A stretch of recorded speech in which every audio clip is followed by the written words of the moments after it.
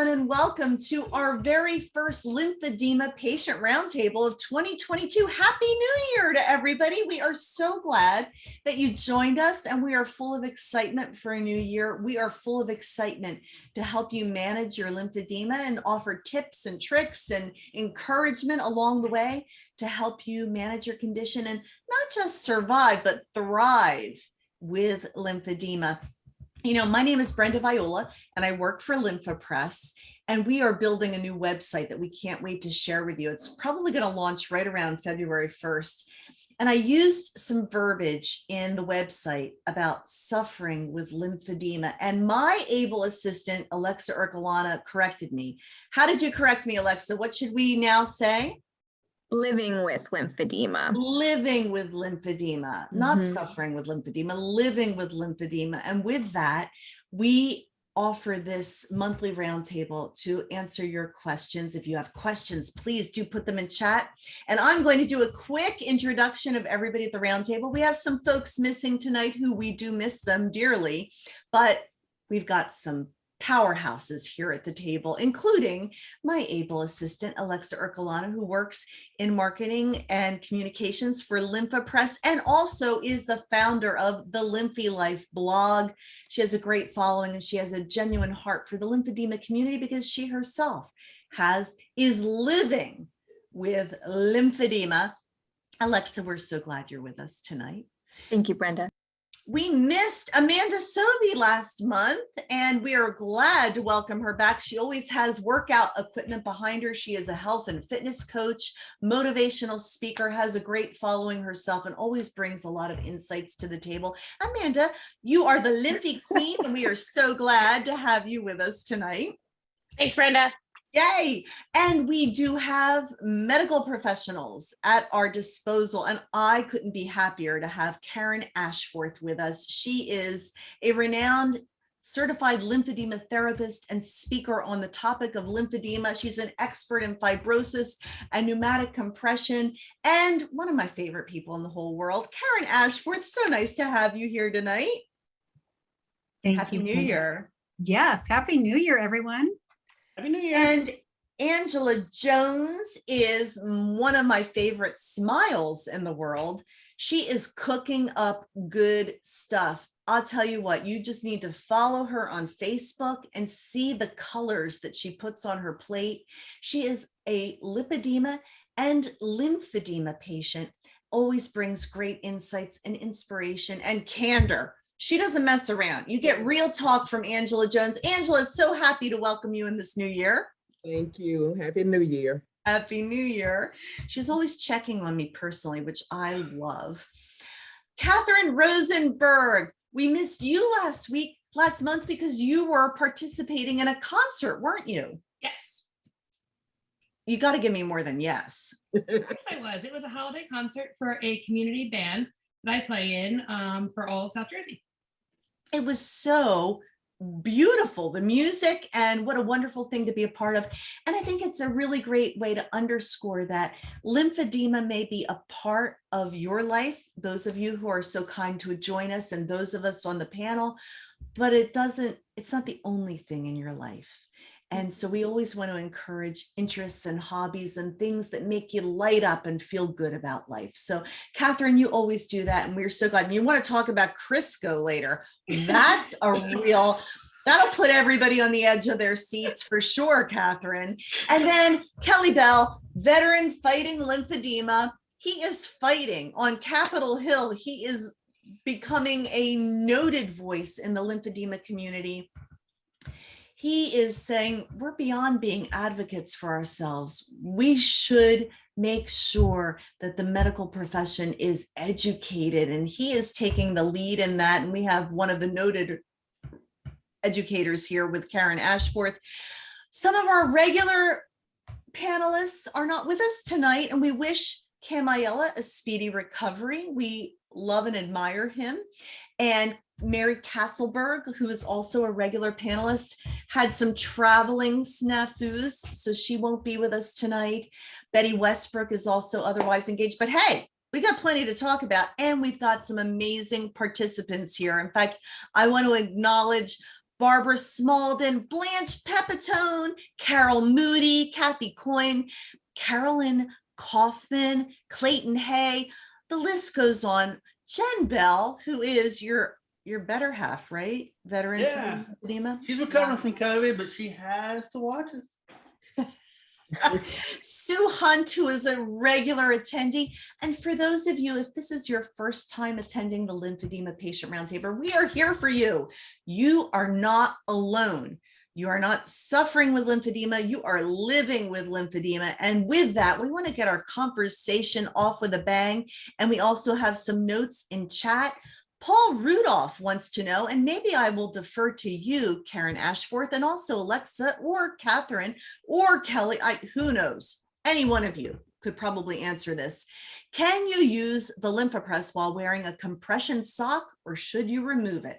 That is a hot topic among many of my patients. And I have some patients who struggle to get their compression garments on and off.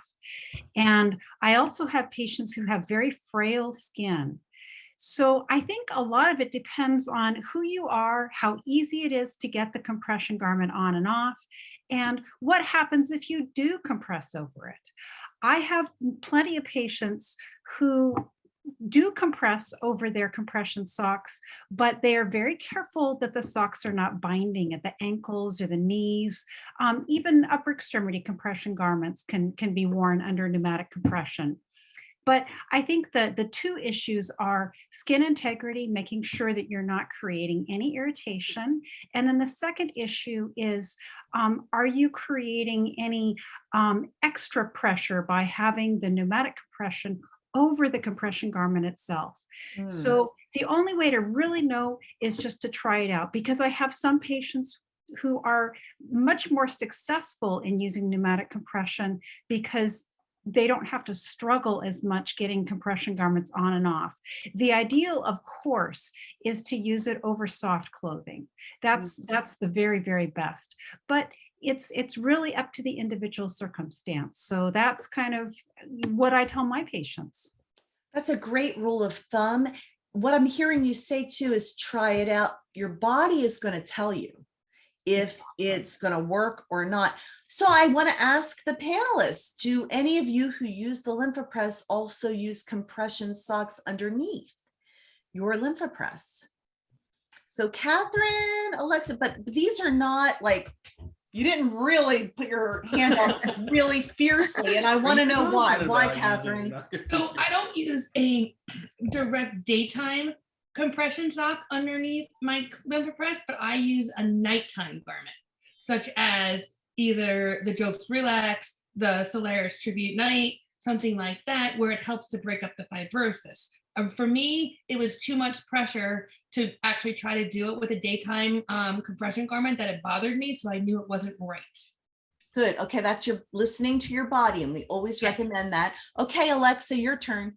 Well, actually, I learned from Catherine talking about that a few roundtables ago to use the night garment. So on days where I feel like my leg's a little extra heavy or dense feeling, I'll put on my Solaris Tribute when I pump, and it does give that extra kind of, I don't know, zhuzhing that I need for my leg. But otherwise, I'm sweatpants, loose sweatpants all the way when I do it. But yeah, that was a good tip, Catherine. You gave it. That stuck with me. Okay, well, this is good. And you talked about skin integrity, and there was a pre-show topic that had me on the edge of my seat because, okay, first of all, Karen, taking care of your skin is important. Moisturizing is important, correct? Absolutely. Especially in the dry weather. This is the time of year in many parts of the country where it is very dry. Catherine Rosenberg. Now, I don't know what you're going to say about this, Karen, but she said the C word, Crisco? Yes. So I actually had a doctor who worked out of New Orleans before he started up in New Jersey. And it was a very low income area. So unfortunately, a lot of the patients could not afford like the higher level lotions that would really help to moisturize. So they actually suggested that the patients use Crisco. I kind of looked at him and said, "Are you out of your mind?" And I'm not a French fry. pretty much, that's kind of what Kelly told me when I tell him the story about this. So, and he said to me, no, I want you to try it. I said, okay. Because I used to get skin cracks that I couldn't see because they were so tiny and my skin was so dry. So I said, okay, I'll try it. So I said to him, I said, well, what kind of Crisco do you want me to get? He goes, I don't want you to get the one that's like the one that's in the big jar that you can stick your hand in. I want you to get the one that comes in like a bar and you put it in the refrigerator and you cut a piece off. So you cut a piece off, put it in your hand, and as it touches the skin, it actually starts to melt and moisturize your limb. And by doing that, I can actually get away with not moisturizing my leg every other day instead of having to do it every single day because it stays moisturized enough for about 2 days. Okay, so we actually had a question come in from Barbara Smalden, who's asked, is it okay to use olive oils or coconut oil? Catherine's using Crisco. I've used coconut oil as well, and it works just as well. And I can tell you that like right now, Crisco is in my refrigerator because up in New Jersey, we've got 15.5 inches of snow last week, and we got another 3.5 inches of snow on, or sorry, 6.5 inches of snow on last Friday. So it is very cold. It's actually supposed to be in single digits here tonight. So I have to make sure that I keep my leg very moisturized because the dryness will cause skin breaks, which can eventually cause an infection for me. So I try to prevent that from happening. That's really good advice. This may be the first time those of you who have joined us have even thought about the fact that your skin integrity needs to be looked at, and moisturization is very important. Amanda, I saw you raising your hand, and then I saw Angela, you nodding. So I want to go to you, Amanda, and then Angela.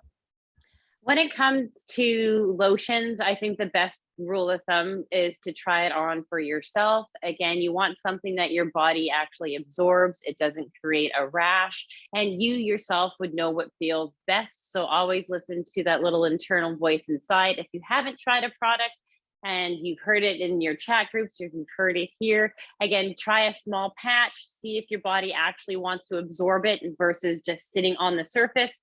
I've heard coconut oil works both ways for some people. Some people it works great, but some people it just doesn't penetrate. So again, it really comes down to, does it work for you? And just trust your instincts. It's so interesting that we often hear it's not one size fits all. What may work for one person may not work for another, but we never offer you medical direction or advice on the roundtables, but we offer ideas that you may want to try and implement in your own home and in your own life and see if they work for you. So Angela, I saw you sort of smiling and nodding. Now I know you're very active in the kitchen.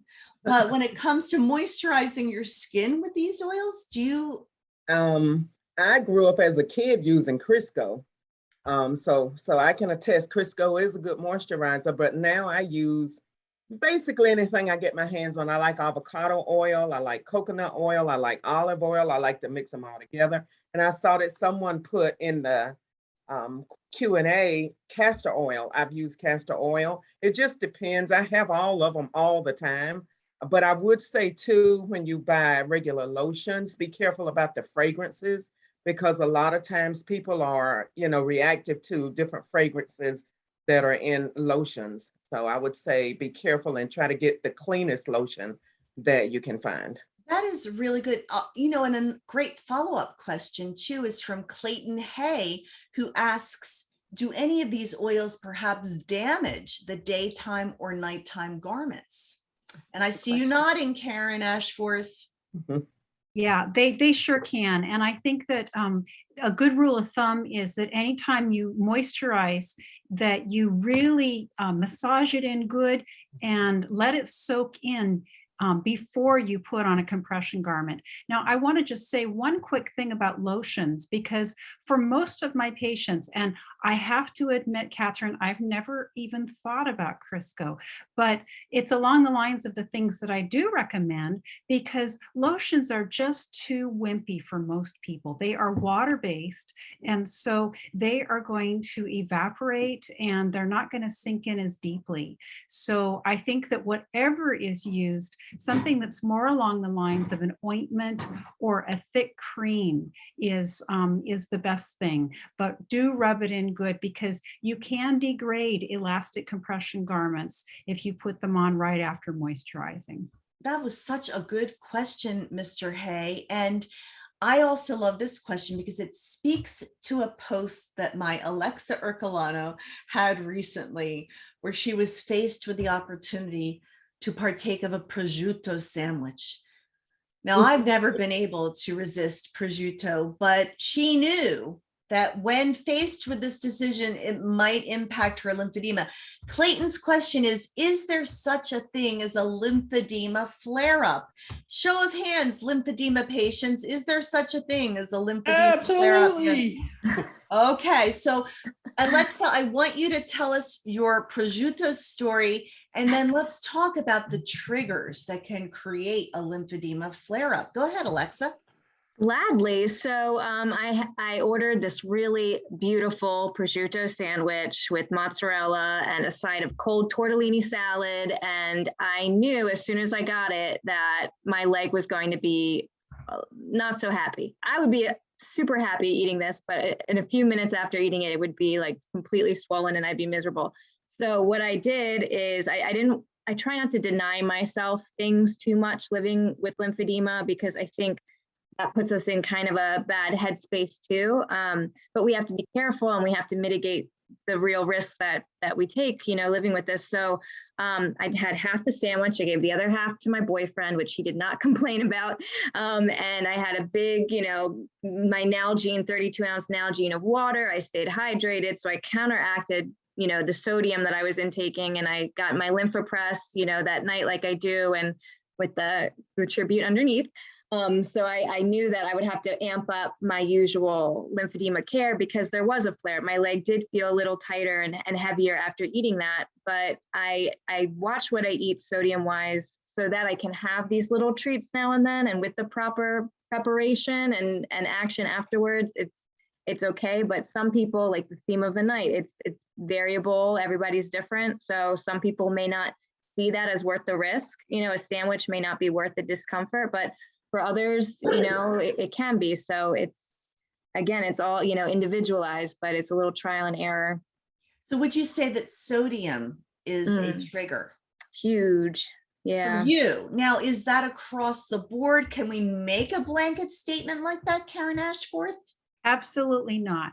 I think that there are many people who are very sensitive to sodium, but some people are not as sensitive. So, when we think about risk factors, it's very individual. Heat is another risk factor. And I have patients that use hot tubs, but they turn them way down to below 100 degrees.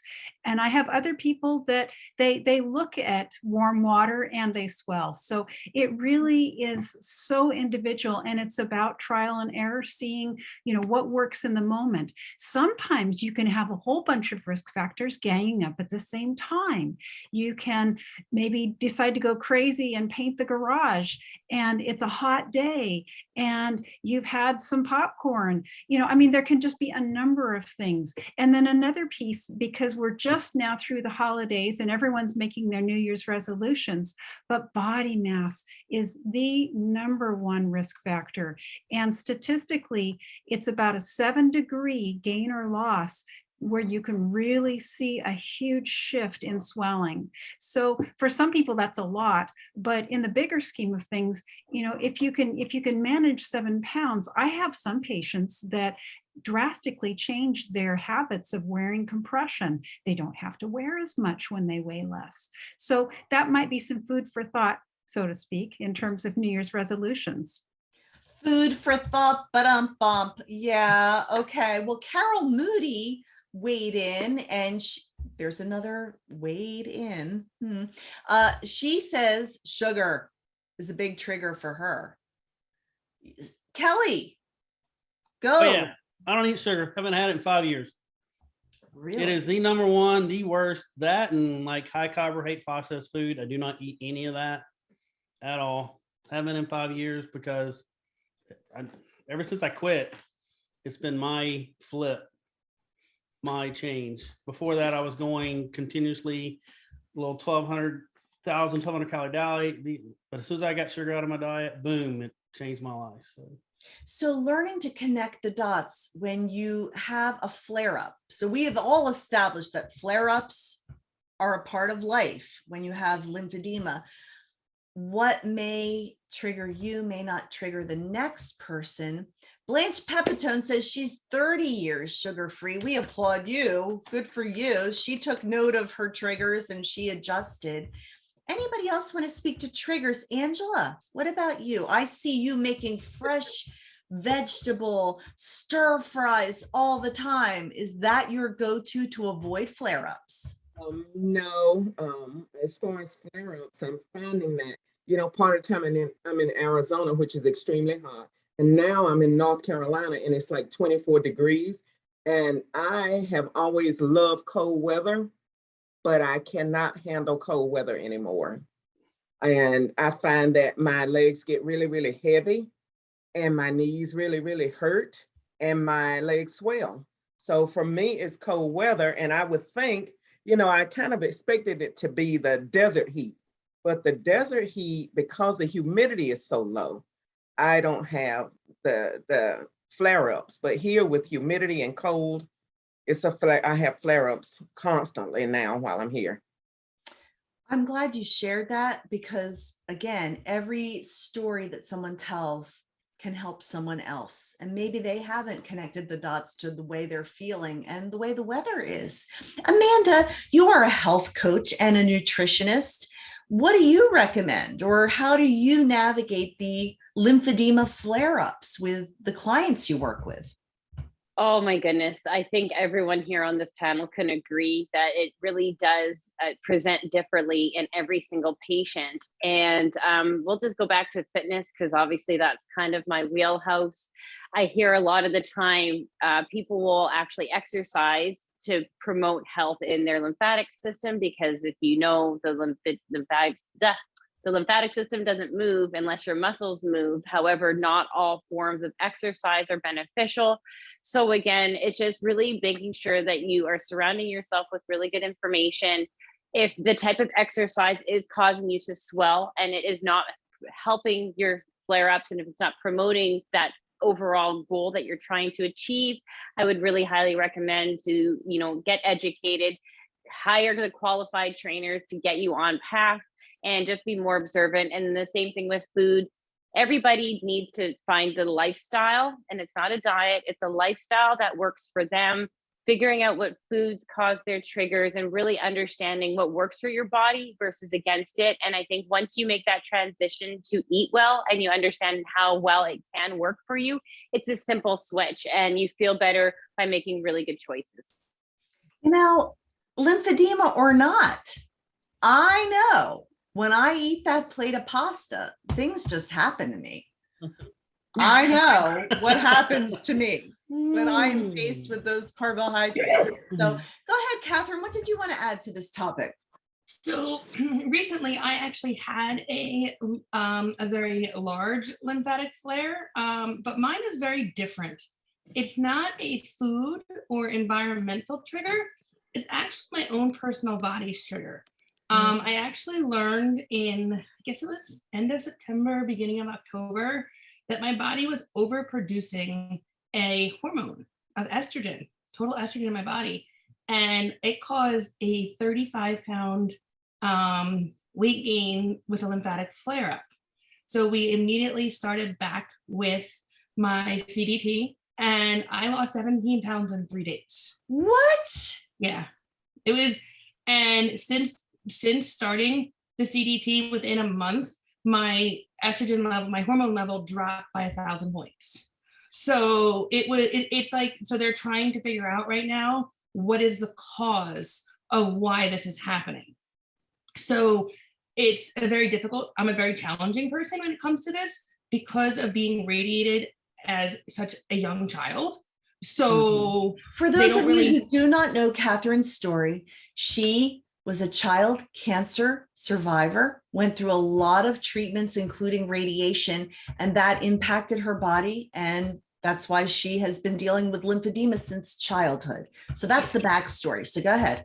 So right now they're actually looking at possibly, I'm hoping I'm here in the next week or two, about lymphatic imaging my abdomen now to see if they can see what's actually happening. because now that we Wow. have the blood tests to show that it decreased drastically. As the flare-up was happening, the level like doubled in 14 days. And then it decreased by almost 1,000 points. So it was the Wow. strangest thing, but at That's the same dramatic. time, it kind of opened my eyes to realize that it's not always just a food item or weather related. I do have those too, but it can be even your own personal body fighting you with inside that you don't realize. Well, Eileen Lee, by the way, we want to welcome Nazreen Starner, a certified lymphedema therapist who works with the Cleveland Clinic. We're so glad that you could join the panel too. We love having experts here to help answer questions. Eileen Lee brings up something really significant too. We're talking about triggers that can create an exacerbation of your lymphedema. And she says emotional stress is her trigger. Anybody else can weigh in on that or agree that emotionally? Go ahead. Well, you always say, Kelly, find your peace. I tell people to find your peace because I learned years after battling this stuff is the stress is like the number one, like it will cause me to swell. If I'm in any kind of stressful situation, I can literally put on 12 pounds in one day. And so I tell people, just find your peace, learn to let things go.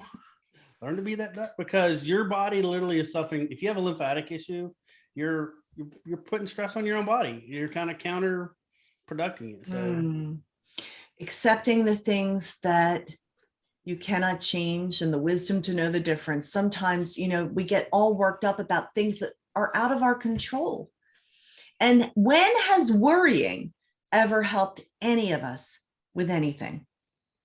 I don't know one circumstance where worrying has made a situation better. I'm preaching to myself, by the way, everybody, just so you know. We have a person out there, John Hershinger, and I really feel for him. And I want you to know, John, we cannot give you any medical advice, but he struggles with neuropathy.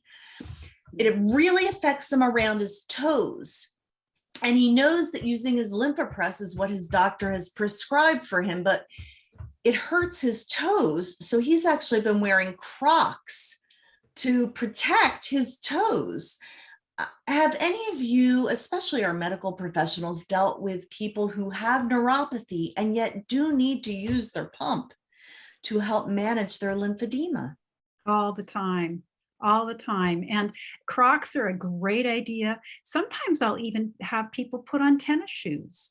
And in the clinic, what I do is I'll stuff a rolled up towel in the foot end of the leg sleeve. And all of those things deflect the pressure from the toes because neuropathy is a tough thing to deal with anyway. And if you can just ease some of that pressure over those painful areas. And by the way, I do that with wounds.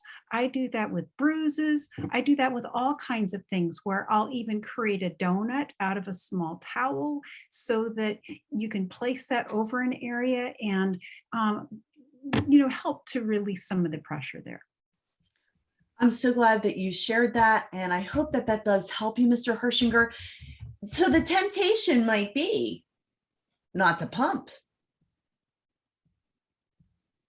That's not what you would recommend, is it? If it's something that the doctor has prescribed or it's based on the individual. Here's the thing. Someone used this analogy and I think it always works. Managing lymphedema is something that must be done every day, just like brushing your teeth. And so the temptation might be to not do some of the things that are in your toolbox. And we always recommend use whatever your doctor has prescribed. Don't give up on using your pneumatic compression, your compression socks, use your exercise, elevate, compression, all of those things, and listen to your body. Absolutely. And always consult with your doctor if there's pain or if it's very uncomfortable, because we certainly don't want you to have that. How's that? Was that a good answer, Karen Ashforth and Nazreen Starner? I just wanted to add something real quick. So with some of my patients with neuropathy, sometimes they just don't do the full time that is prescribed. based on their doctor, or they change the pressure settings if they need to go a little bit lighter. So sometimes they do that. I've also had a patient who had the optimal who actually shut off the chambers at the foot because they can program those so they don't, or sometimes change the, from wave to sequential or whatever that might be. So that was really helpful, I know, for some of my patients. I love that you mentioned the LymphaPress Optimal Plus, because it is the most advanced pneumatic compression therapy system in the world. And it does have the ability for you to deactivate certain chambers or focus on other chambers in the garment to get the targeted therapy that you need. So thank you for mentioning that, Nazarene. I so appreciate that. And speaking about pressure, Paul Rudolph wants to know, how do you determine what pressure compression sock you should wear? Anybody want to weigh in on that? Go ahead, Catherine. So that would be a question that I would leave up to your therapist and or doctor, because they are going to know what they feel works for you. And if it doesn't work, the companies do give a 30-day window that they can be exchanged or remade, depending if they're not made correctly or if the pressure is incorrect. Okay, that's good to know as well. Excellent. All right, moving right along. By the way, Linda, I don't know your last name, Linda, but we're so glad you're with us tonight. She says to everyone, her podiatrist got her diabetic shoes and is now discussing radial pulse therapy. It has something her PCP and podiatrist have suggested for neuropathy. She's throwing it out as a thought for Mr. Hershinger, and we appreciate you weighing in on that and sharing your own personal experience.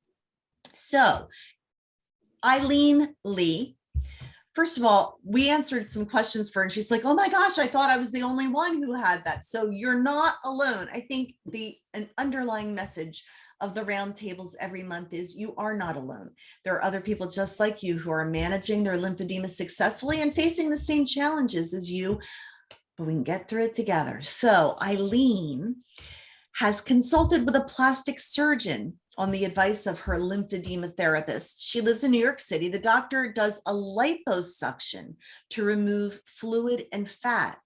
She was told that this can help her tremendously. Do you know of anybody who has had this procedure? She is excited by the possibility. Again, we give no medical advice. Does anybody have anything anecdotal or just some overall broad guidance about liposuction to remove fluid and fat? All right, here we go. So liposuction is a hot topic in the lymphedema community. And for many people, they are really hoping it's going to be a quick fix. The reality is that it's a long road. Any kind of surgery means wounds, recovery, more swelling. So you really have to weigh the cost and the benefits and whether you're willing to go the distance to do the rehab afterwards. Now, having said that, there are some surgeons who are very, very knowledgeable about lymphedema and lipedema and can perform many skilled surgeries. And there are other doctors who are not as specialized, but they're trying to market to people, even people with lymphedema. So I think that it's real important, and I know we talked about this at our last roundtable, to really check out the doctor ahead of time, to get recommendations. There are a number of places out there to get recommendations, and maybe we can drop some of those in the chat. I think that I've worked with many patients after having different types of surgeries, and you really want to have a very good therapist as a teammate along with your surgeon to help you in the recovery. After liposuction, it can take over a year to really see results. And that's a year of wearing a lot of intense compression. Mm-hmm. So I think that it's a great surgery. And for some of my patients, it's been a lifesaver, but you got to do your homework ahead of time and know what you're up against and who you want to work with. That couldn't have been said any better. And I so appreciate that. Catherine, feel free to weigh in on that. So I definitely want to weigh in on this because of the fact that you also want to, if you're looking at several different doctors for these types of surgeries, whether it's a liposuction surgery or even a lymphatic transplant or bypass surgery, you really want to be sure to ask them very specific questions in terms of what is their postoperative care plan for you, because every doctor has their own different postoperative care plan, and you want to make sure that you can fit into you can fit into their mold of what they want for you. Because if you choose a doctor and you can't do their postoperative care plan, then what was the point of trying to actually go through with that doctor and that surgery if you can't do what they want? I know for me personally, because I actually did have lymphatic surgery done, for me, I was 3 months, no weight bearing, no, my leg wasn't allowed to hang down in the middle of the summer. But I knew going in that that's what it was going to be. And it was very well worth it for me. And I had a huge drastic change in a positive way for me. But other doctors were 4 weeks, 6 weeks, depends on what you have done and how extensive it really is. So you really want to make sure that you have a list of questions that you have prepared before you go to see a doctor of that type, to make sure that you get all the answers that you want before making an ultimate decision that can change your lifestyle in a matter of seconds, basically. Excellent advice, Catherine. Go ahead, Amanda. I think when it comes to surgery, a lot of people look at these surgeries as like the quick fix, but I think what we need to do, especially from the lymphatic community, for those of you who don't know, there's a beautiful test that's not necessarily readily available everywhere, but it's an IC green fluoroscopy test that can be done. You can research it and Google search it. You can find places, you might have to travel and pay privately for it. But what this fluoroscopy report does is that it actually shows you which part of your lymphatics are functioning versus which part of your lymphatics are obviously not working. When you get this information, then it gives you the power to make the proper decisions, whether surgery is an option, and obviously the different surgeries that are available. And it just gives you just that much more of a head start. So instead of just defaulting to a surgical option, maybe get a little bit more background testing on yourself first, and talk it over with your doctor, talk with your therapist to make sure that you're making the best decision for yourself. Oh yeah, there you go. You can put it in the chat. That's there. Excellent. Yes, please do. Sherry Sprecher was just asking about that test. It's the IC green. It's a way of mapping the lymphatics to see what's really going on there so that it can be addressed with skill and not guesswork. I think that it's always great to make sure that you exhaust whatever conservative measures that there are to manage your condition. And I also want to mention that we got a great comment from Carol Moody. Everybody swoops in to encourage our audience, and I love that. You know, Mr. Hershinger was saying that he has pain. Carol said that when she first got her LymphaPress, it hurt her feet. But as she got used to it and got more cellular debris and fluid out of her system, it stopped hurting.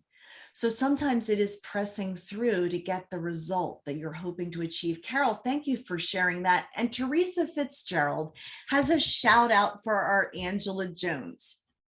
Angela shared a few meetings ago that she went off script, so to say. And I just came off 2 weeks of hit or miss using my compression sleeve and my LymphaPress, because Angela shared that she too sometimes isn't always perfect in the management of her system, but got back on track. Yeah. Teresa Fitzgerald is now back on track too. And we applaud you, Teresa. And we say you go. What a way to start 2022 back doing what you know how to do to manage your lymphedema. So Teresa would like to know again the name of that test, if somebody can put it in chat. Shorthand, it's the IC green. And I know that it would flow off of our experts' tongues much better than mine if Karen or Nazreen wants to weigh in on that. Endocyanine green, and there's another test called lymphoscintigraphy, because the ICG only tests the superficial lymphatics. So many surgeons also will do lymphoscintigraphy because that's looking at the entire limb. Excellent, thank you. And I forgot about lymphoscintigraphy. I should have mentioned that. Well, I could have had a V8. I didn't mention that. So thank you for covering me there. Nazreen, did you want to add something? I guess the other term, a lot of times they call it ICG lymphography. Like that's what you may find it listed under as well. But I was just going to say, before any sort of plastics procedures of any sort, I think to meet with a therapist beforehand is a great idea. Speaking as a therapist myself, so we can help guide you in what to do for your post-op care, but also pre-op. If you're in the best shape you possibly can be and going into surgery, your body is going to handle any sort of surgery that much better. Gotcha. So everybody wants those names in chat. So those of you who could actually spell these things, we would totally appreciate. And also everybody who has registered for the roundtable, we are going to send you the link to the replay, and we'll also put some notes in there that can help you identify those tests. Alexa will remind me of that. Alexa is my better half, and she will remind me of anything that I forget on any given day. Linda has a great question here.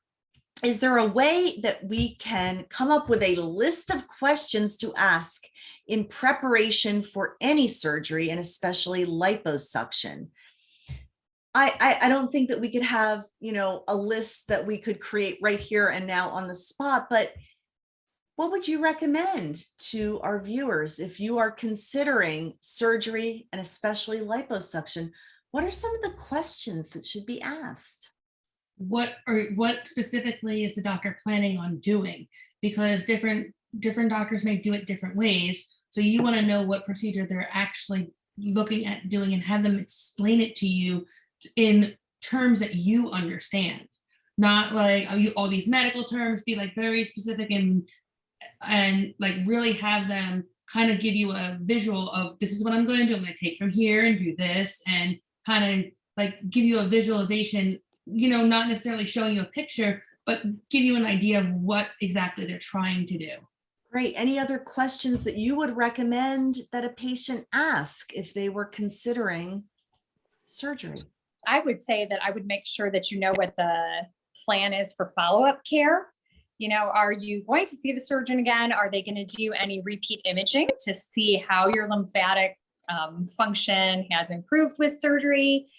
Sometimes that can help us as therapists determine what level of garment you need to be in, or how to kind of progress you in treatment, depending how your improvements are after surgery.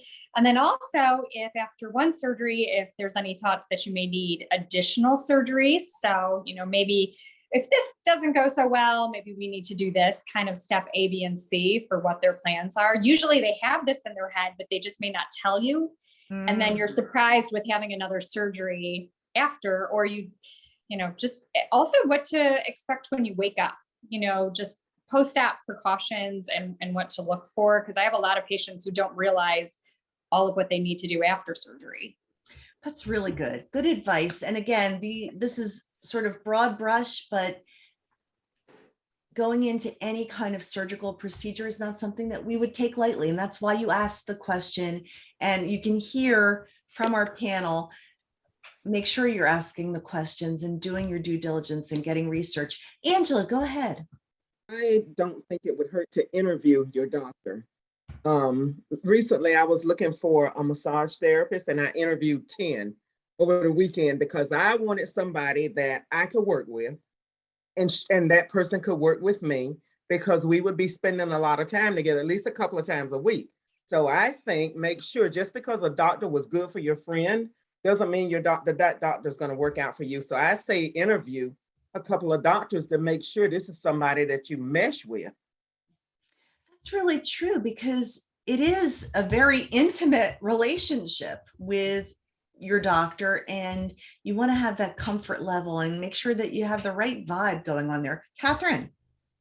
So my other thing is, I'm going to kind of pinpoint off of something that Nazreen said about the compression garments, is you really want to ask the doctor what their progression is, because you may have to pay for multiple types of compression within a short period of time, and insurance companies may have a limitation on what you can get.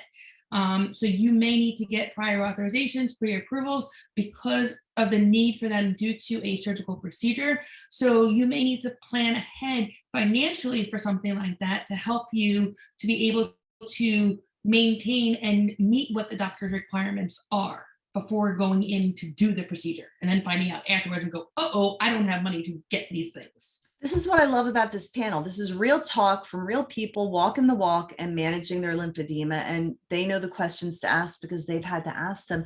Kelly, you put something in chat that was really important. The gold standard for central lymphatics is? It's called a magnetic resonance lymphography.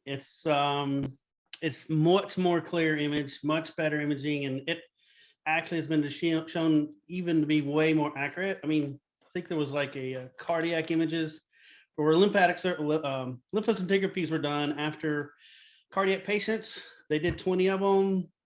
Like they showed that out of those that 18 were clear. Well, then it would come out, there was actually another 16 when they did the MRL that actually had lymphatic issues. The sad part about that is I only know 2 places in the US that do it. One is Hospital University of Penn, Dr. Icken, and the other one is Dr. Singhal at Beth Israel at Harvard in Boston. But if you look at the imaging, it's way clear. I actually have a lymphoscintigraphy that shows significant crazy stuff, but it's not detailed. So I do plan on going to Dr. Icken soon. Yeah.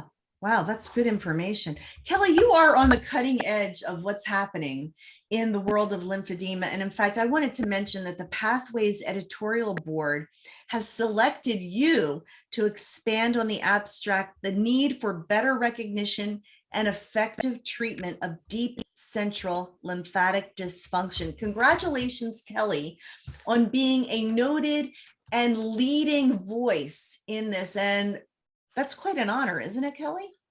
Oh, for me, it's amazing because that's my goal. Being a central lymphatic guy and realizing we really don't talk about it in any place. I will say that it was with myself and my colleague, Leslyn Keith. She's a lymphedema therapist, 20 plus years experience. So we kind of created this awesome thing. And just so you know, Blanche, just the images and the information you sent me was in that presentation. I did this 6.5 minute presentation. I thought it was kind of horrible, to be honest with you. And apparently they reached back out to us and said, apparently it caught the editors and the some of the people at the conference were interested because this proves that we've never published anything on this topic. And I'm like, you know, so we've talked about lymphedema in the extremities, but we don't talk about the fact that there's a huge amount of lymphatics in the trunk.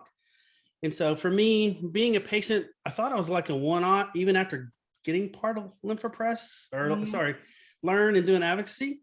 I started running into patients that had surgeries, obvious secondary lymphedema, but the only focus of treating that lymphedema was in their extremities.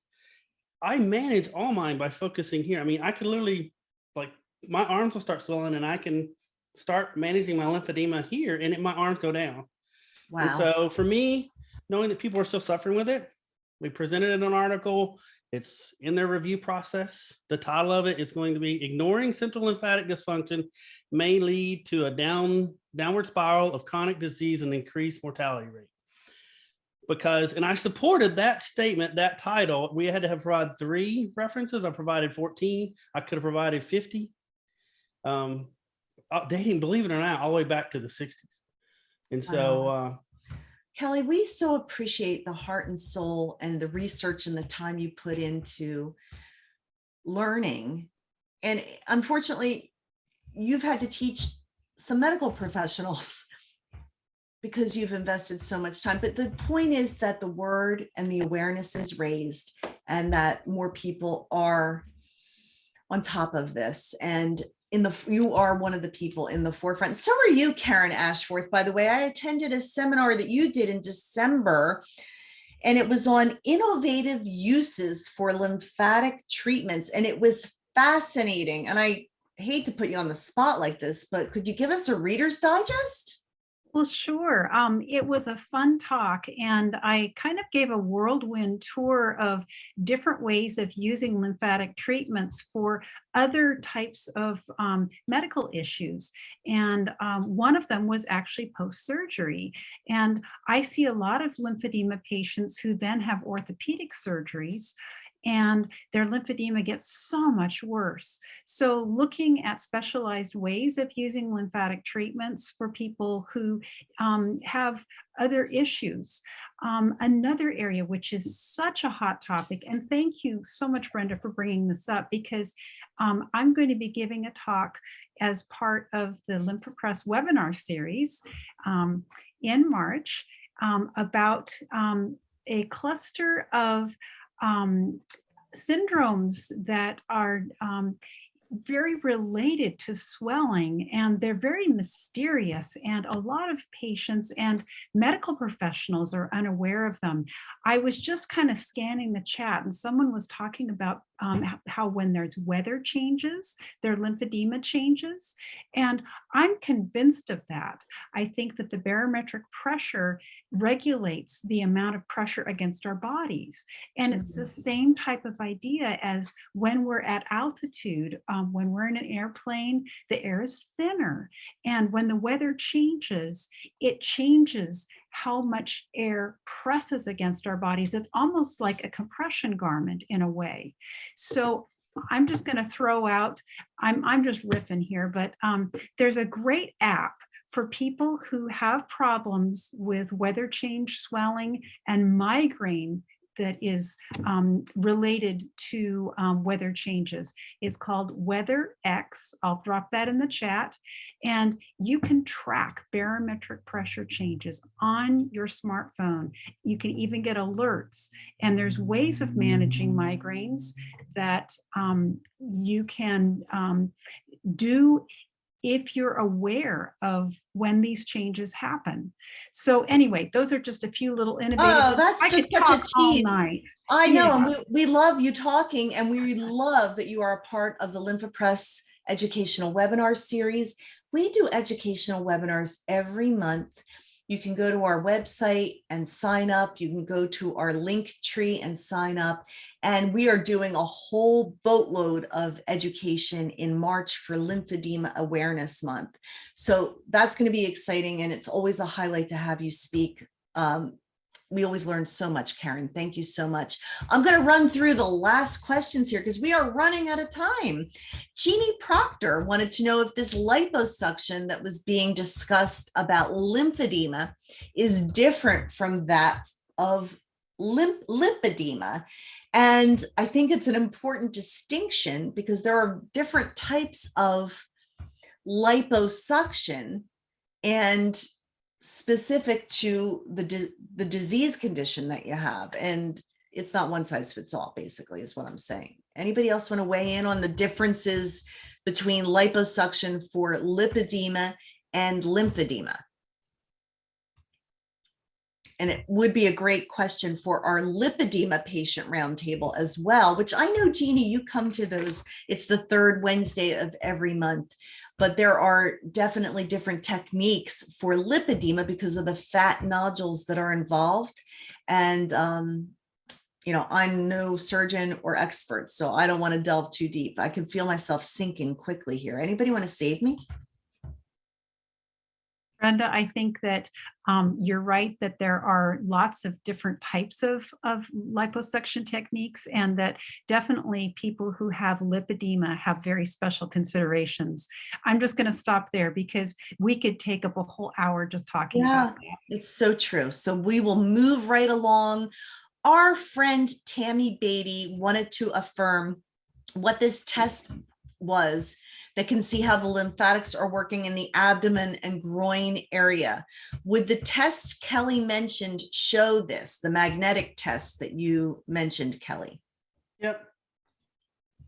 Okay, so he gives me a one-word answer. Yep. Yes, okay, it will. Yep. I mean, yeah, Yep it is actually the images answer. everything, and they actually have dynamic, which they can actually go in and check lymphatic flow from the organs, like from your liver, from your mesentery and stuff like that. So someone said there was another doctor in New York. I've got his information, I'll research.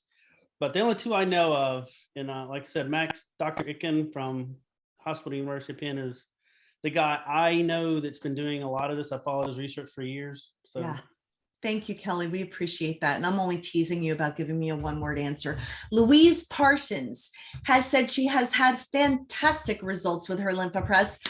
We are so glad to hear that, Louise. Wonderful. However, she has noticed that several little cysts have developed under the skin on her lower right leg.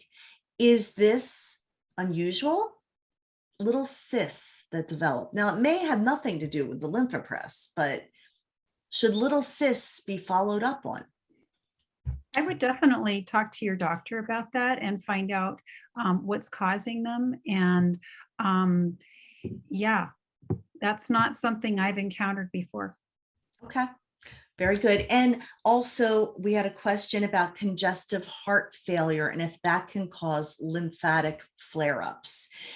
Now, I believe that it is contraindicated, the use of the lymphopress with congestive heart failure, but Karen, I'm going to lean on you for this answer as well. So it's actually uncontrolled congestive heart failure that's a contraindication, because many patients who have mild, controlled with medication, congestive heart failure, gosh, that's a scary word. Yeah. But yes, the answer to that question is that if the congestive heart failure is not well managed and goes out of control, then there can be swelling all over the body.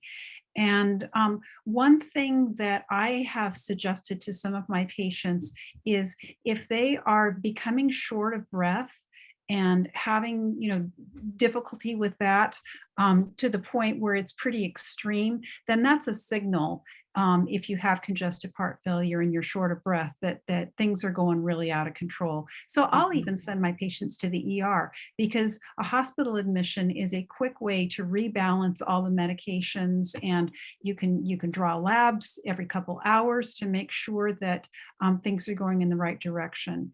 So just FYI, if you pump and you notice that you're getting short of breath, that is a red flag.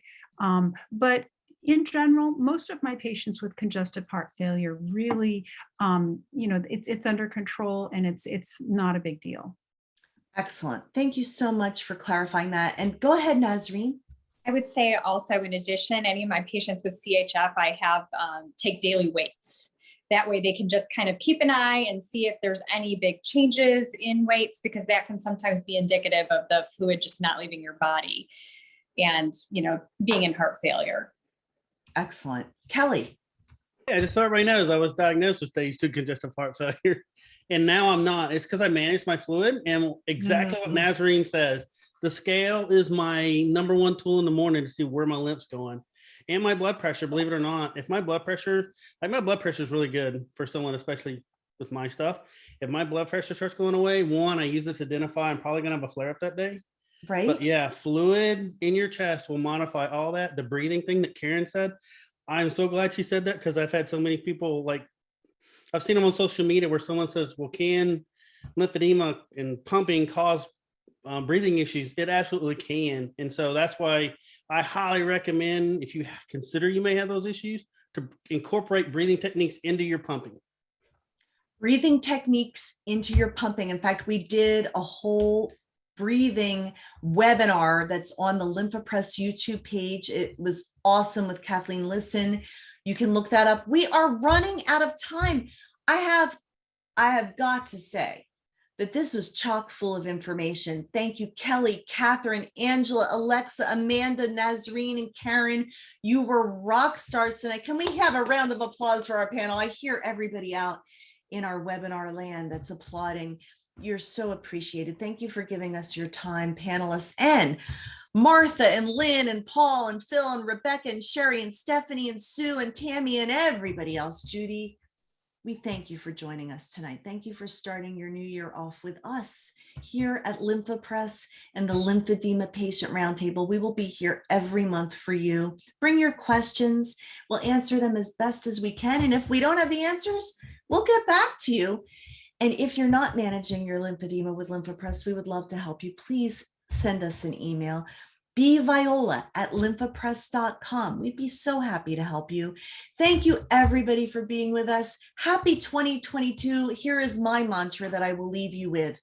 May it be in 2022, the year your dreams come true. So with that, have a great night, everybody. Thanks for joining us. See ya.